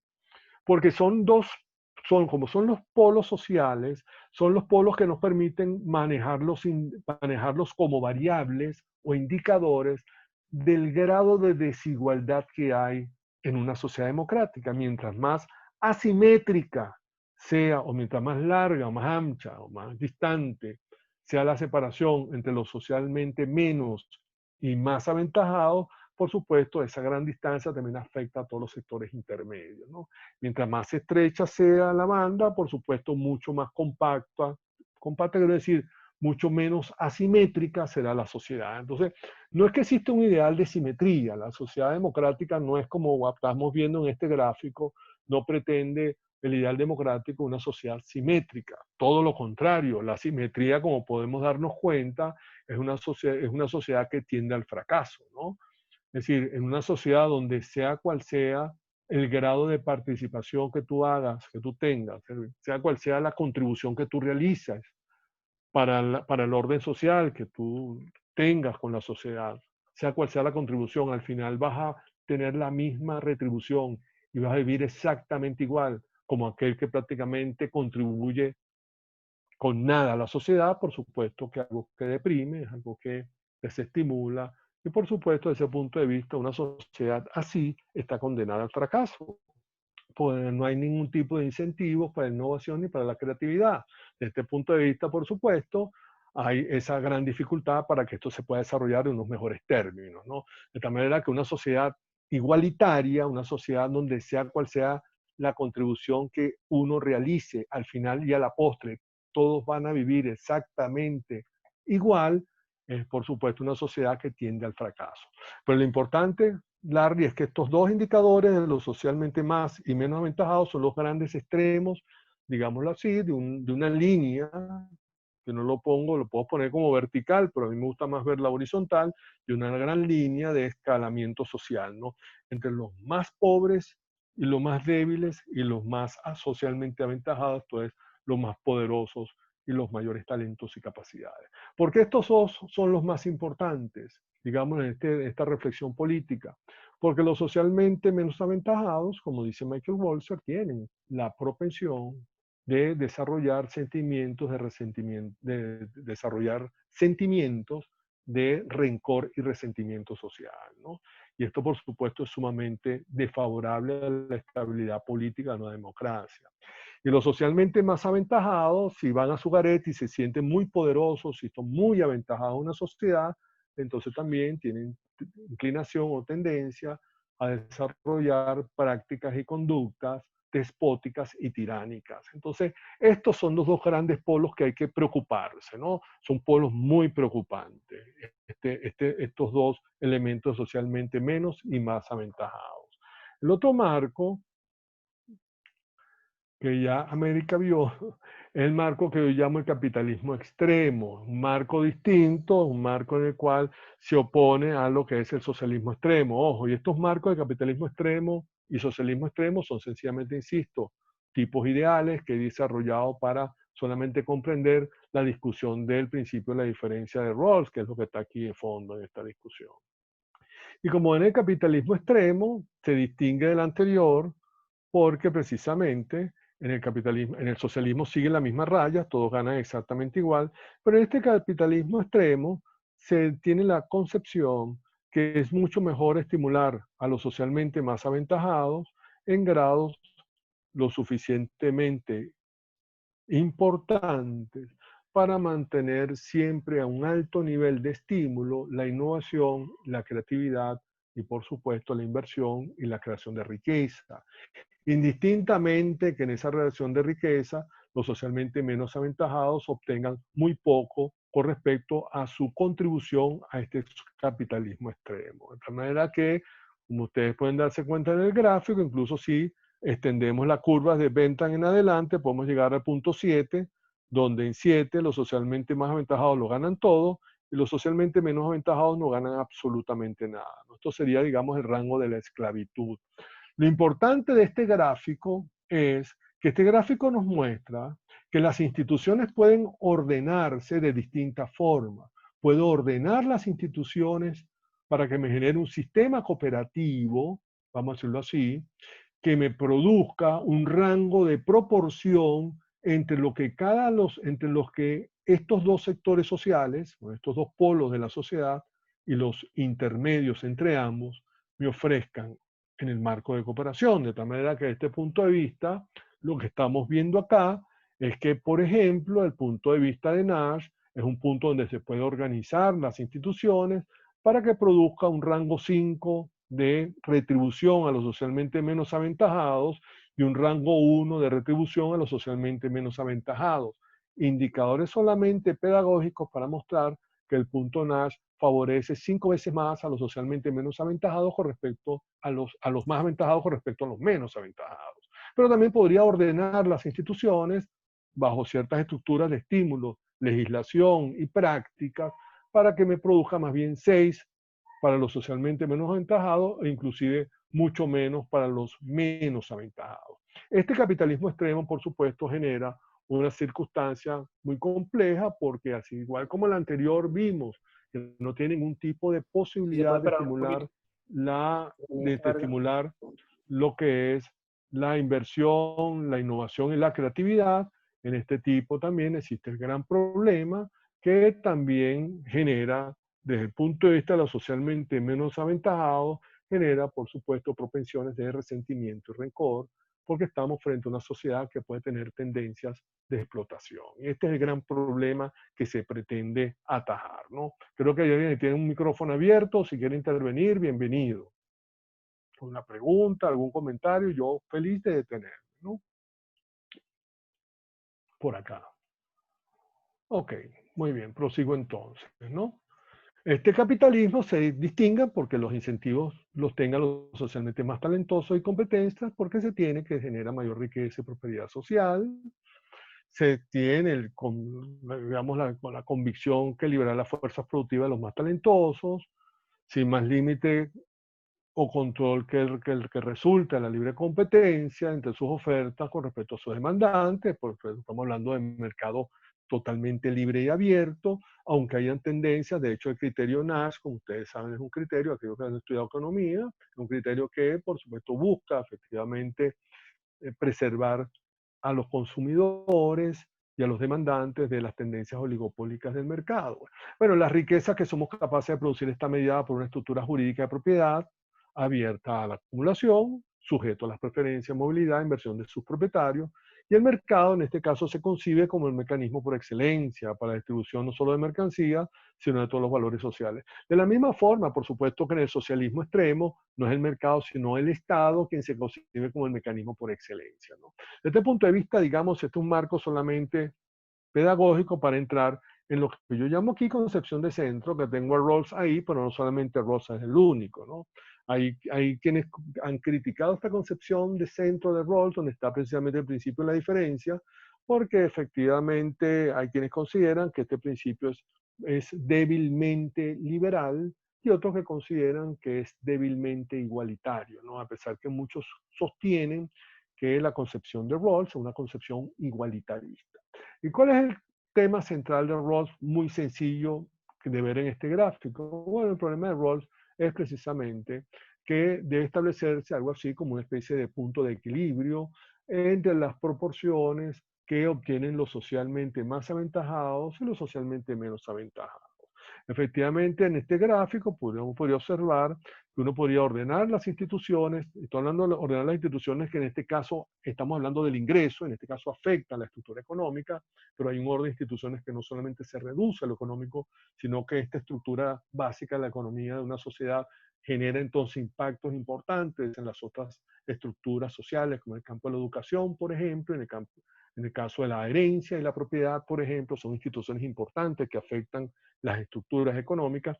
Aquí, por supuesto, en este punto, uno podría considerar que, bueno, que podríamos llegar a este punto que estamos acá, que era el punto Nash, y este era el punto, ¿se acuerdan? De Bentham. Bueno, el punto de Rawls es que las instituciones deberían ordenarse de tal manera que llegaran, vamos a decirlo así, a los puntos máximos de retribución posible para los socialmente menos aventajados, sin afectar a los socialmente más aventajados. ¿Qué significa sin afectar a los socialmente más aventajados?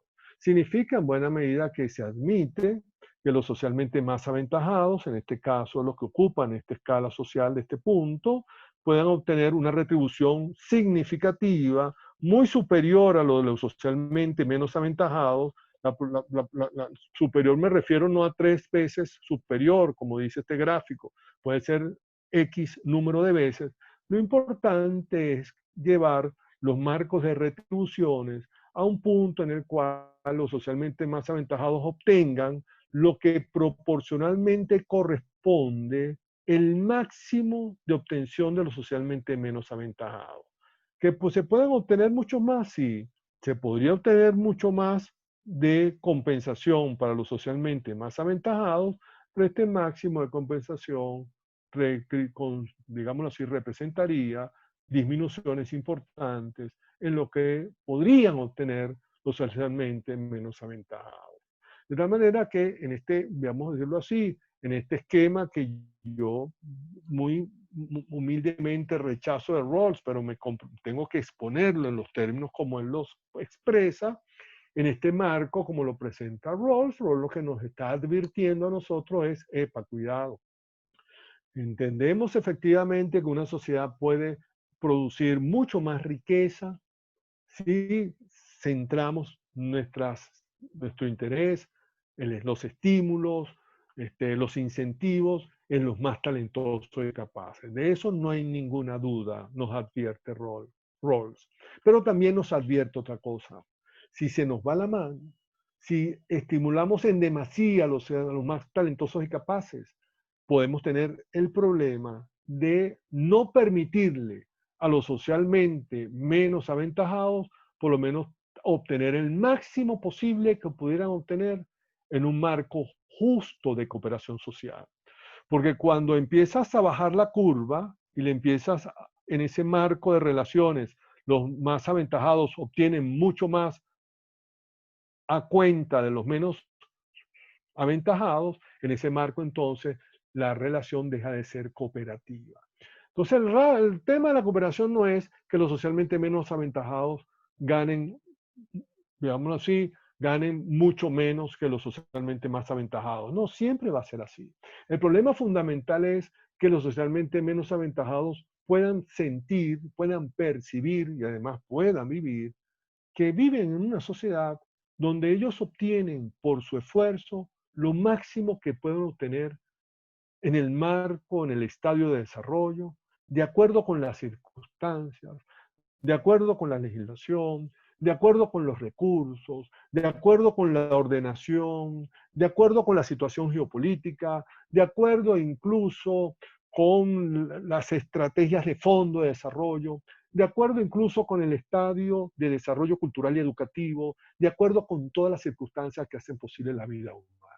Por lo menos, no sé si mi talento podría obtener más de lo que está obteniendo. Lo que sí estoy seguro es que la sociedad hace todo el esfuerzo para poder compensarme en la mayor medida que puede este talento que tengo, que no será una maravilla, pero es el talento que tengo y es el talento que tengo para vivir además, ¿no? Lo que no puede admitir, digámoslo así, una concepción como la democrática, es que por el solo hecho de no tener talentos extraordinarios, por el hecho incluso de nacer con un cuerpo con discapacidad, con algún tipo de dificultad, que no es tu culpa haber nacido con un cuerpo con dificultades, ni tampoco nadie nace, digámoslo así, eligiendo el talento y la competencia que al final engalana su personalidad, su vida y sus facultades, que por el solo hecho de no tener un talento extraordinario, tu vida sea condenada a un sufrimiento, a un padecimiento por un mero hecho de azar, ¿no? Esencialmente de haber nacido con un talento, o a lo mejor en una condición social de tus padres o de tu familia, o incluso unos que nacen en total orfandad, ¿no? Entonces, de ese punto de vista, creo que una sociedad democrática debiera al menos pensar en que no puede olvidar, no puede dejar al garete, no puede dejar a su suerte a los socialmente menos aventajados. Yo creo que este es el mensaje de fondo que está tratando de decirnos Rawls.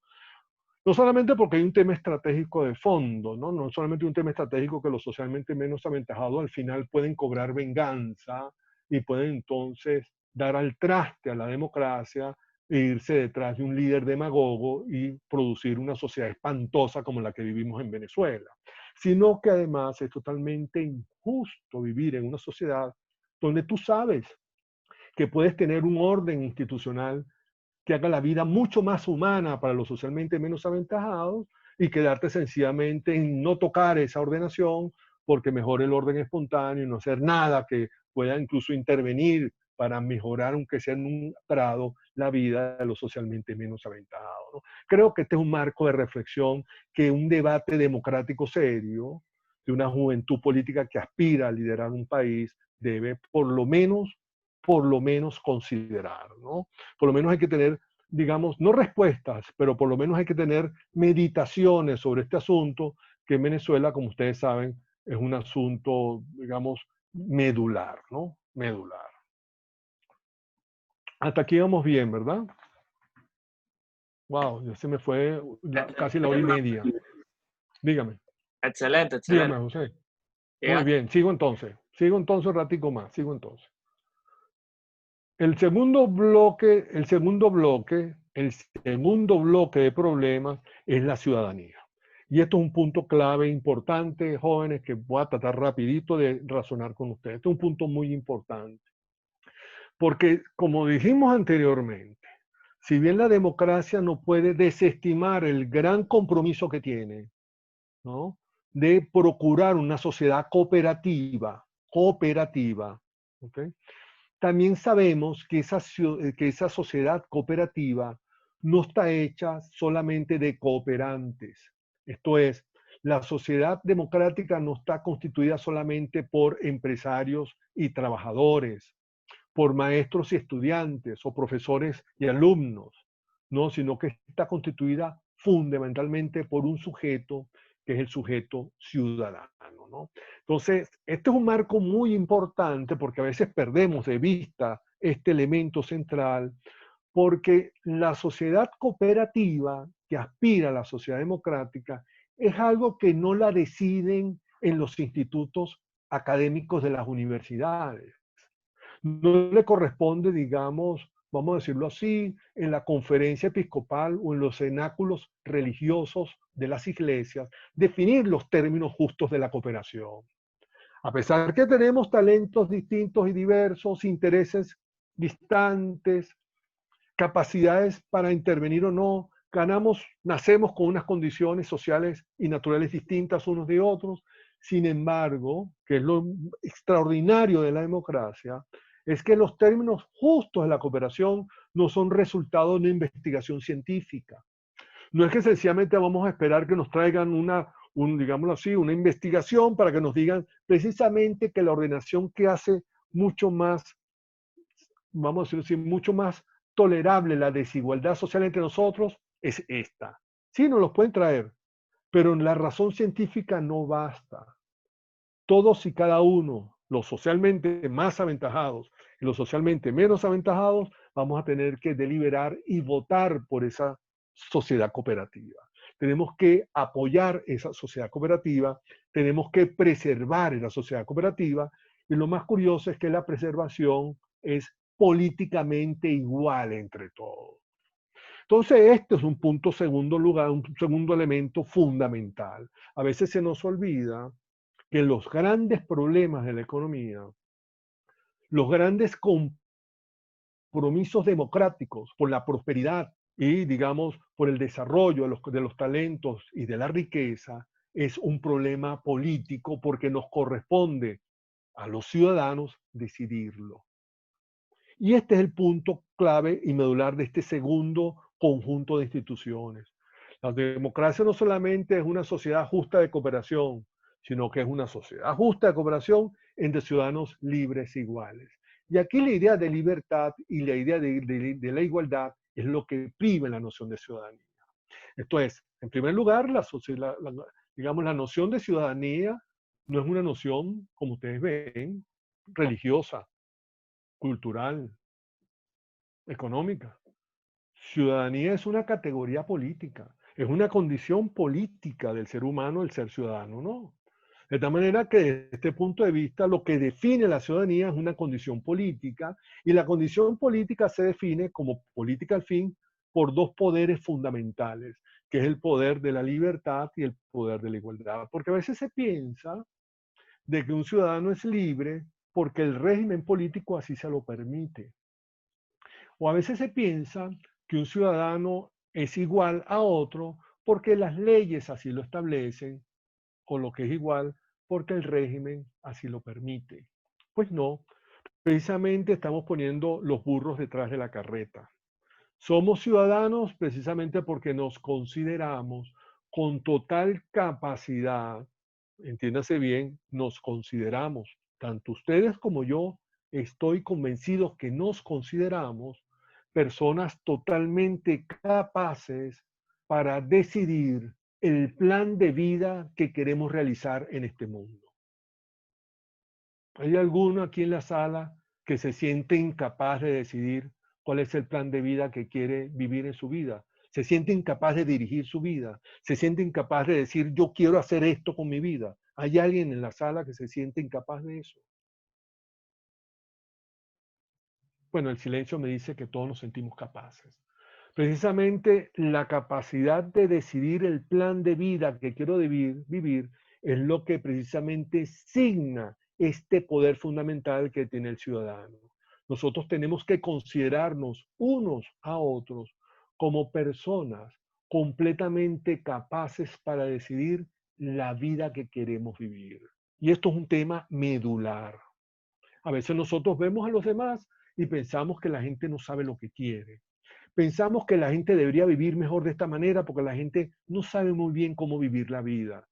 Y jóvenes, esa es la forma más rápida de convertirnos en autócratas, en autoritarios. Un democrático tiene que admitir y respetar las concepciones de vida que cada quien promueva, que cada quien profese, que cada quien tenga efectivamente la posibilidad de decir la vida que quiero vivir es esta vida.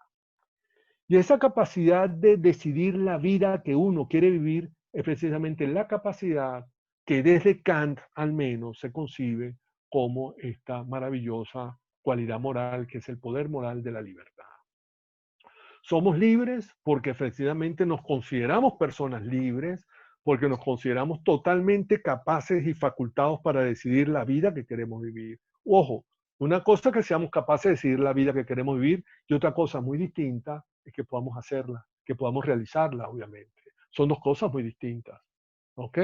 Podemos ser sujetos con una completa capacidad de libertad, totalmente con el poder de la libertad que nos empodera, pero estar en una sociedad de esclavos y frente a ella ser muy poco.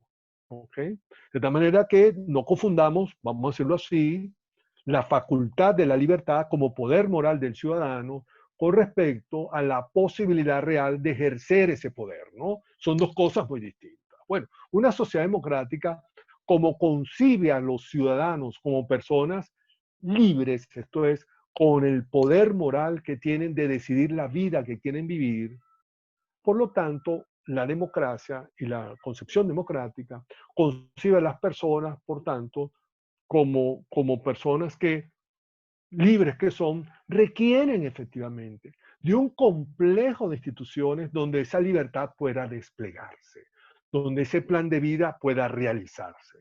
Por lo tanto, el sistema cooperativo, como no es sencillamente entre cooperantes, sino fundamentalmente entre ciudadanos libres, el sistema de cooperación no puede tener, como discutimos anteriormente, no puede tener un contenido. No solamente puede haber cooperación en ciertas áreas y en otras sencillamente que reine la ley de la selva. No, la cooperación humana tiene que ser en los más amplios espectros de la vida humana, donde exista la mayor posibilidad de desarrollo y de oportunidad de todos aquellos que quieran participar, de tal manera que el plan de vida que yo quiera vivir pueda desplegarse sin dificultad en un marco muy amplio de oportunidades que ofrece el sistema cooperativo. Pero ahí está el punto fundamental.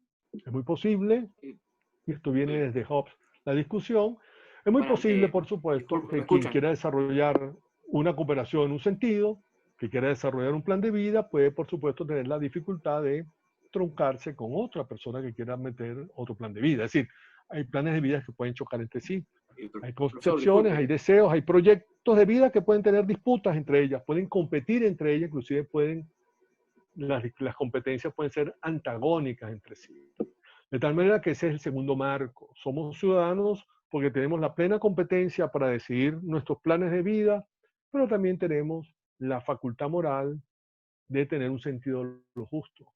La facultad moral precisamente de poder identificar que para que pueda desarrollar mi plan de vida es preciso que mi plan de vida pueda embonar con los planes de vida de los demás, que no choquemos entre sí. Es más, estar convencido o por lo menos tener la tranquilidad que mi plan de vida no va a ser perseguido, ni va a ser tampoco censurado, ni va a ser prohibido en la sociedad donde quiero vivir. De tal manera que me veo obligado ponerme de acuerdo con los otros, que está el tema del diálogo y el acuerdo, tengo que ponerme de acuerdo con los demás para que mi plan de vida pueda embonar con el plan de vida de los otros. Y la única forma de hacerlo es gracias a que tengo un sentido de lo justo, un sentido que me permite identificar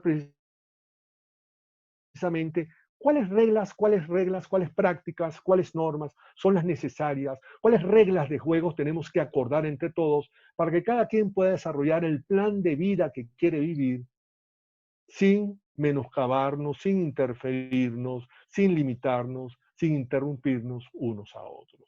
Y esto, por supuesto, es el plano de la igualdad política. Somos iguales políticamente para definir el marco de legislación, y aquí hablamos de derecho, el marco de legislación donde cada quien dentro de ese marco puede ser plenamente libre. Esto es, puede desarrollar plenamente la vida que ha decidido vivir con seguridad, con previsión, con cooperación y correspondencia con los demás.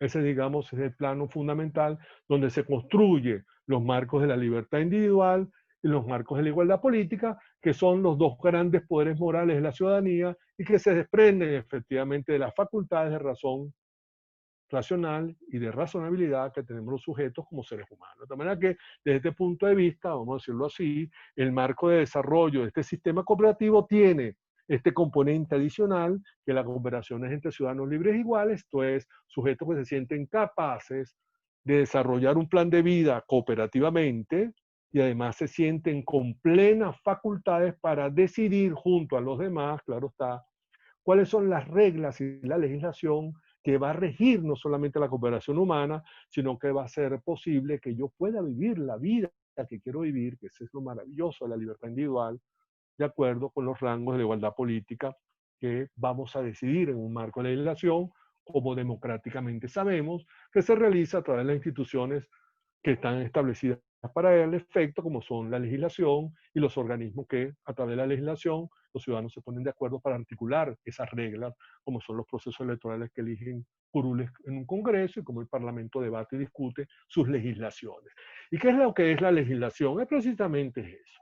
La legislación es la máxima expresión en la cual los ciudadanos buscan establecer reglas y normas que hagan posible la libertad individual. Y ahí está el tema donde tenemos que conjugar esto, ¿no? La ciudad, digámoslo así, la ciudadanía, la libertad ciudadana no es una libertad que está concebida para que los ciudadanos vivamos con las glorias de la patria, para que el ciudadano, digamos, se entregue a la vida pública, como pensaban los antiguos, por lo menos en el ideario de Benjamin Constant. No, la libertad, la ciudadanía tiene un peso importante porque la ciudadanía es nuestro rango político para ponernos de acuerdo como iguales en un marco de regulación y de un marco de regulaciones, en un marco legislativo donde podamos vivir plenamente la libertad, que insisto, en este marco de desarrollo de la democracia, la libertad se entiende precisamente no como vociferar en un medio de comunicación. Me refiero, por supuesto, a las distorsiones de la libertad de expresión, no en el marco de esas libertades, sino en un marco mucho más centrado en esa vida que quiero vivir y que posiblemente la vida que yo quiero vivir es una vida que exige libertad de pensamiento, exige libertad de expresión, como puede ser la vida académica, pero también hay otras vidas que exigen otras cosas, exigen libertad de movimiento, libertad de asociación, libertad de emprendimiento, también exigen libertad de iniciativa de hacer negocio, es decir, hay un marco enorme de libertades posibles donde se puede desarrollar esa vida que quiero vivir y que no solamente se reduce a las libertades políticas, que a veces son las únicas que se identifican como las libertades del ciudadano y las únicas que debe preocuparse la democracia. Pues no, este marco de ciudadano libre igual, como pueden darse cuenta, es un marco completamente amplio, un marco en el cual se abre la posibilidad de que el sujeto pueda desarrollar su plan de vida, que es lo que lo empodera fundamentalmente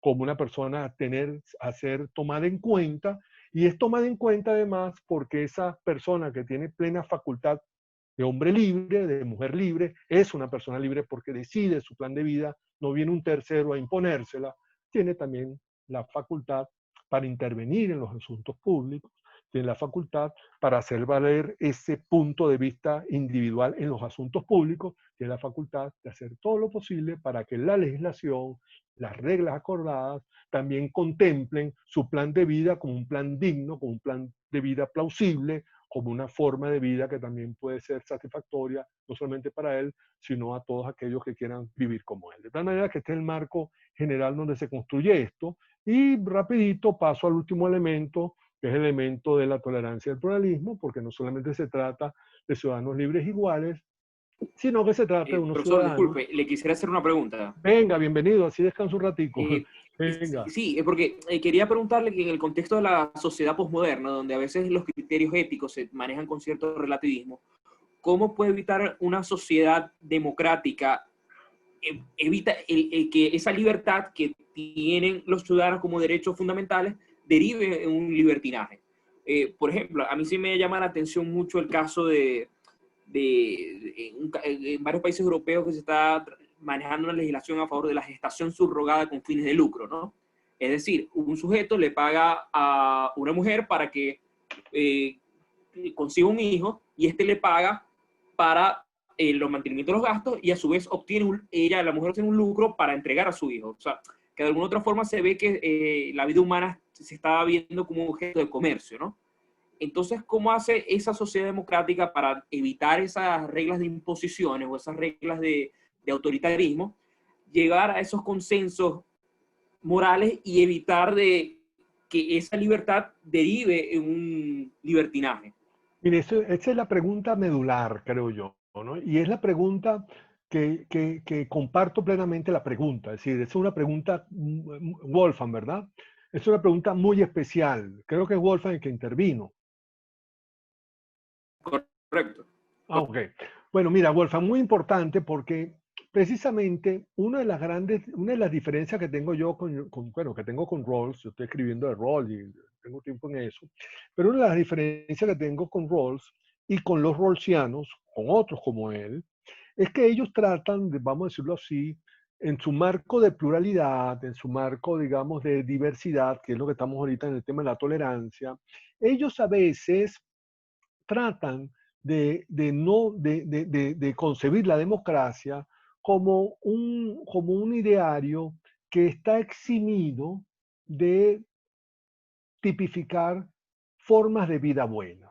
O sea como señalando, digámoslo así, que lo mejor que podemos hacer para preservar la sociedad democrática, libre de dogmatismos y de persecuciones y de que se use el Estado para perseguir a unos y a otros, es tratar de vaciar de contenido a la democracia. Es decir, tratar de no idealizar formas de vida buena o en todo caso a no censurar formas de vida que más bien deberíamos estar atentos a que puedan desarrollarse para ver en qué consisten y poder examinarlas mejor. Es decir, como una especie de connotivismo, vamos a decirlo así, moral en este caso, ¿no? Entonces, esto es gravísimo. Yo estoy más con la línea de Ronald Dworkin aquí.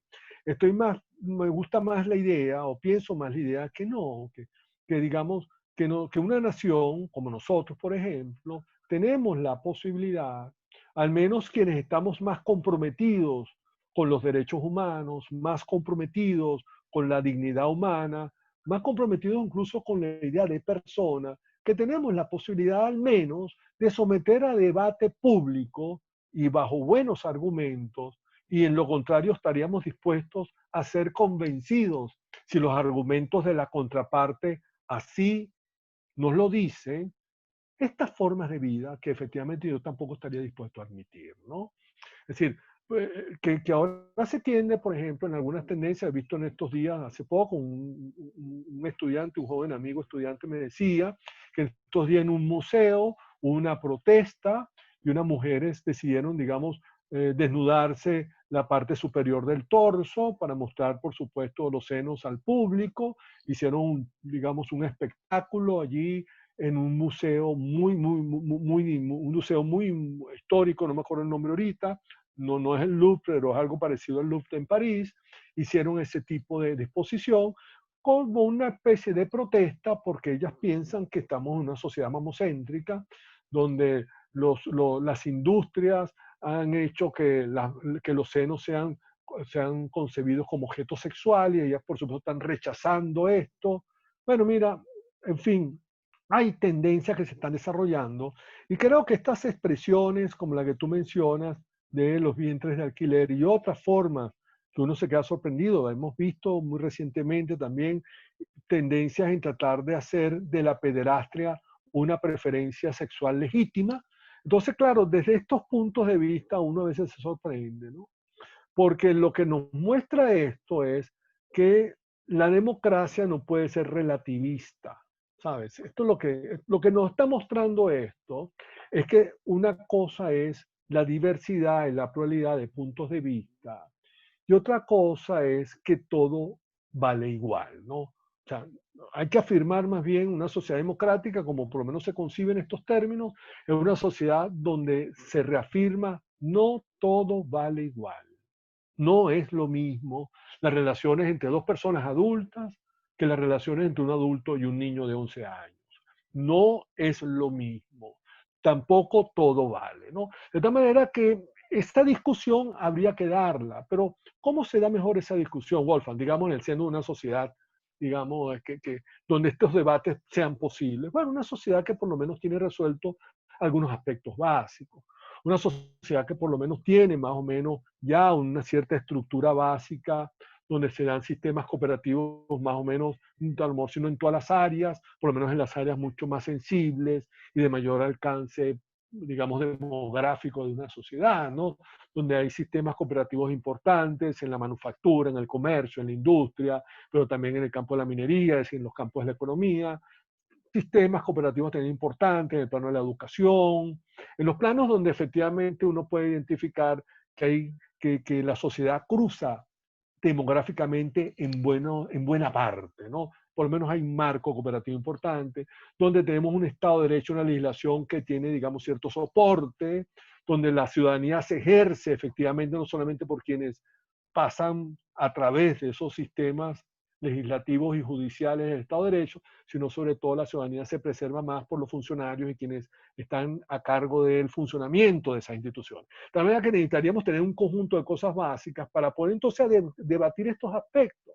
A mí lo que me preocupa es que sociedades que tienen una grandísima debilidad institucional, donde prácticamente coexisten prácticas, no de sumisión y de explotación, sino prácticamente prácticas oprobiosas y de vejación, como la que vimos, como la que sabemos todos aquí, pero nunca expresada en blanco y negro, como el informe de los derechos humanos de las Naciones Unidas que salió publicado el día de ayer, ¿no? Entonces, cuando tenemos una sociedad tan dislocada institucionalmente, vienen también a la postre este tipo de tendencias y discusiones que realmente hacen mucho más difícil la comprensión de lo que estamos debatiendo cuando se abre el cruce, cuando se permite la idea, cuando incluso se hace no indolente, sino que se hace indiferente la posibilidad de que todo valga. Esto es un relativismo extremo en el cual todo vale lo mismo. Esa es tu opinión, yo también tengo la mía, pero lo que tú digas es lo que tú dices, pero lo que yo también, y donde no existe entonces marco de referencia, ni de debate, ni de discusión pública, ¿no? Si algo tiene la democracia, si realmente queremos restaurar esta maravillosa idea de la democracia, que muchos piensan que ya estamos en una época postdemocrática y que lo que implica son otras cosas, pero aquellos que todavía insistimos en esta forma de vida democrática, es que nosotros estamos comprometidos con lo que se llama el protocolo socrático.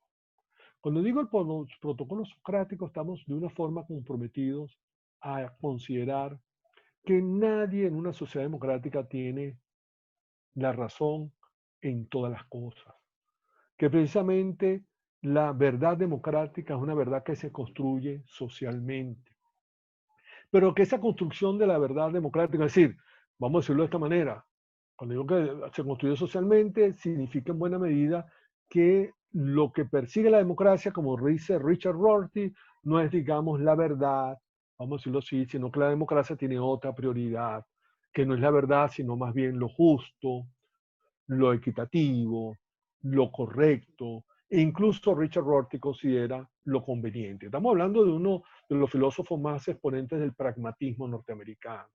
Pero esto no significa, de cierta manera, y aquí va el protocolo socrático, que vamos a decirlo así, que estas consideraciones no se han sometido a debate público, que nos aliente la idea del diálogo y la buena conversación, que tengamos la posibilidad de pensar y meditar seriamente sobre estas tendencias que se están desarrollando y que estamos observando en algunos países de Europa.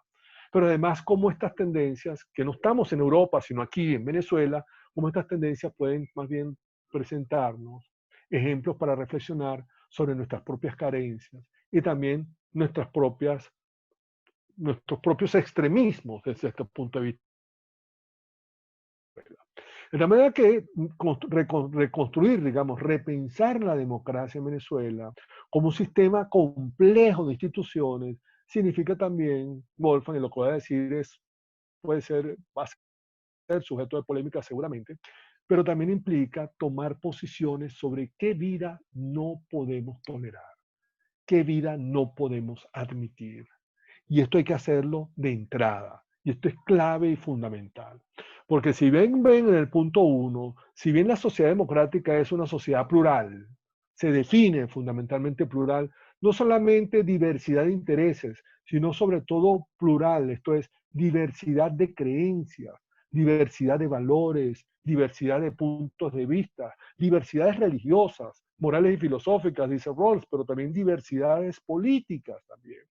Sin embargo, sabemos dos cosas muy importantes. La primera es la que sigue, que lo peor que nos puede pasar es que quienes ejercen el poder político, un poder que nos corresponde a todos en una sociedad democrática, use ese poder para beneficiar e imponer su propio punto de vista. Eso es lo que es la definición técnica de la opresión política, al menos de acuerdo con Rawls.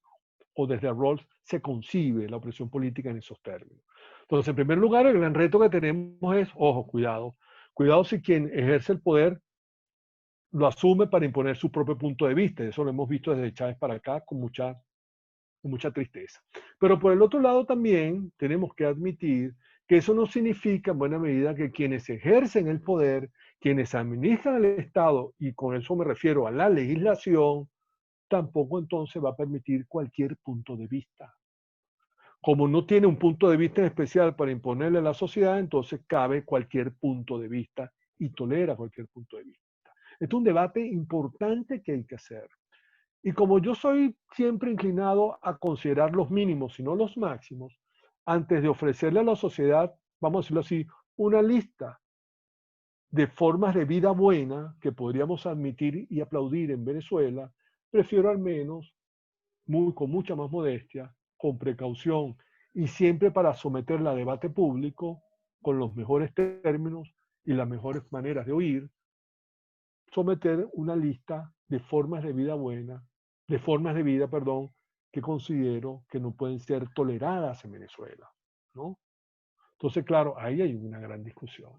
Que yo soy adversario de la pederastia, sí, lo digo públicamente, ¿ok? Y lo estoy diciendo hoy, yo no sé, a lo mejor si dentro de 20 años termino admitiendo la pederastia, pero de momento no tengo ningún tipo de razón que me impida rechazar la pederastia.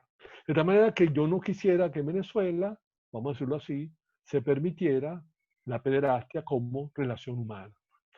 ¿Que hay algunos pederastas que me van a ver mal? Sí, por supuesto. ¿Que hay algunos niños que me van a ver mal porque están enamorados de adultos y quisieran vivir su vida? Sí, por supuesto que me van a ver mal. Y para eso está el debate. Debatamos y vamos a discutir los rangos de este asunto.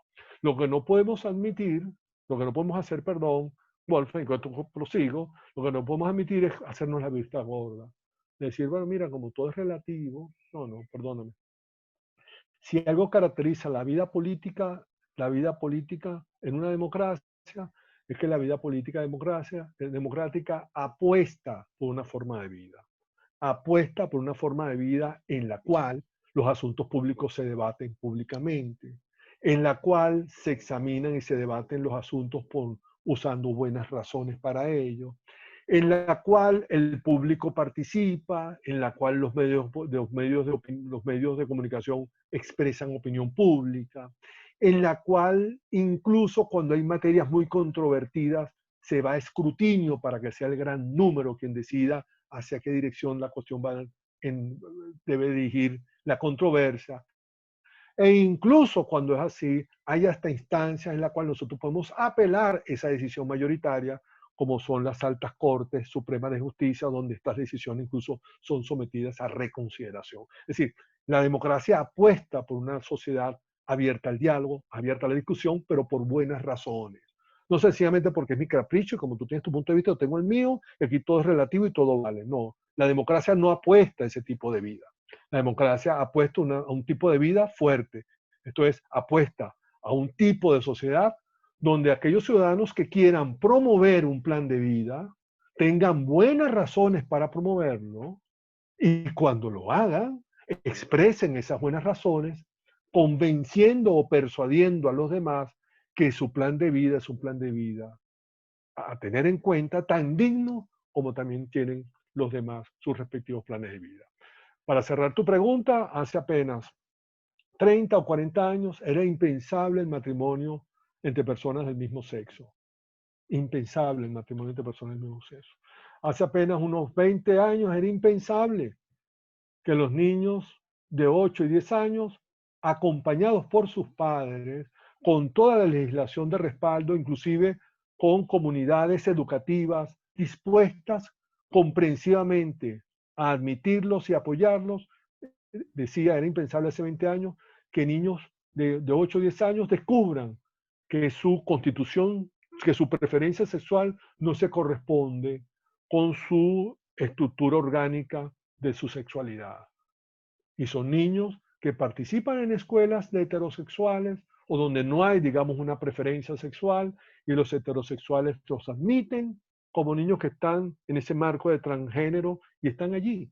Y hace 20 años era impensable, como hace 40 era impensable lo otro. De tal manera, lo importante aquí es, y esto es maravilloso por tu pregunta que me ha gustado mucho, lo importante aquí, Wolfgang, es que hace 40 años se viene debatiendo ese problema.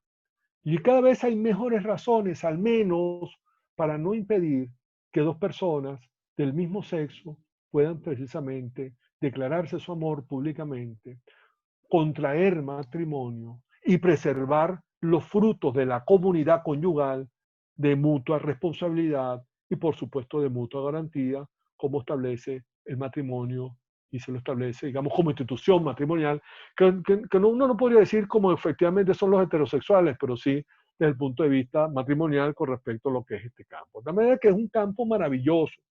Lo importante aquí es, hay concepciones de vida buenas que son concepciones de vida que podemos rechazar. Yo rechazo muchas. Lo que yo aspiro al menos es vivir en una sociedad donde esas concepciones de vida puedan ser debatidas, pueden ser examinadas. Y aquí está el tema de los límites de la tolerancia, pues ya me salió Carioli por ahí, ya me tenemos que ir, Carioli, me imagino.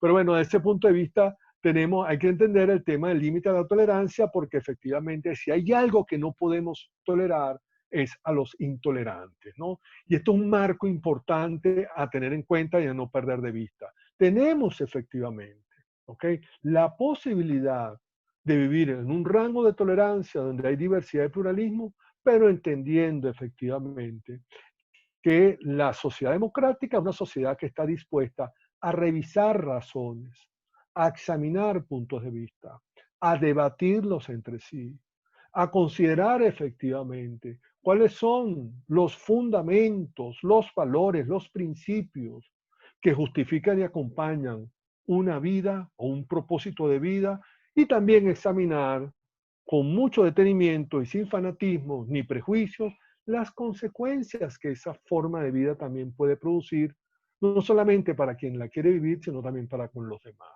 De tal manera que una sociedad que tiene la posibilidad de meditar y discutir con serenidad, razonablemente, socráticamente estas cosas, es la apuesta democrática. Por lo tanto, la democracia también tiene una forma muy fuerte, muy sustantiva para examinar estos puntos. Y ahí, por supuesto, están los marcos de los límites con respecto a que la democracia debe sostener.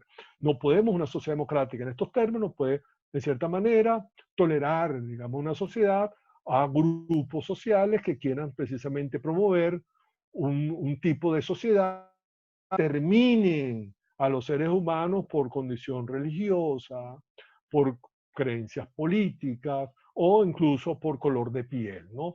Entonces, ese punto de vista es totalmente, no solamente adverso a la forma de vida democrática, sino que es totalmente amenazador de la forma de vida democrática. Y tenemos que tener una sociedad democrática lo suficientemente robusta, pero además lo suficientemente comprometida para poder identificar estas pretensiones de vida que sencillamente persiguen no solamente trastocar con la vida democrática, sino que incluso son lesivas desde el punto de vista de lo que nosotros podemos considerar derechos fundamentales inherentes a la vida humana. termino entonces diciendo con este tema de la estabilidad, porque yo tengo que irme, Cariorle, me imagino, pero el tema de la estabilidad termino diciendo a modo de conclusión, ¿no? El tema clave en Venezuela, digamos, de complejo de instituciones, es que precisamente tenemos estos grandes tres déficits, ¿no? Tenemos un déficit enorme. En Venezuela no tenemos la más mínima cultura cooperativa. O sea, es una cosa increíble. Hay algunos espacios, pero incluso donde uno piensa que puede haber algún espacio cooperativo, que uno puede decir, bueno, caramba, por la sensatez de la gente, digamos, a lo mejor por la forma en que viven, por el grado cultural, es muy difícil conseguir